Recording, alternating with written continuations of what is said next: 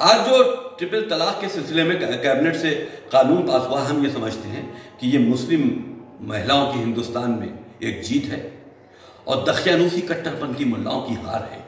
इनकी वजह से कई सालों से, कई 100 सालों से मुस्लिम महिलाओं के साथ ये अत्याचार हो रहा था। उनको एक बार में 3 तलाक देकर घर से निकाल दिया जाता था। अगर उनके साथ में बच्चे होते थे तो उन बच्चों की भी जिम्मेदारी उन्हीं की होती थी।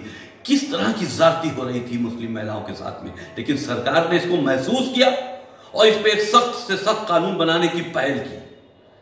अदालत के फैसले के बाद जब कानून बना तो विपक्ष ने इसका अपोज किया, क्योंकि विपक्ष को तो मुस्लिम राजनीति करनी थी ना, मुसलमानों के वोट चाहिए थे। उनको महिलाओं की कोई फिक्र थोड़ी ना थी।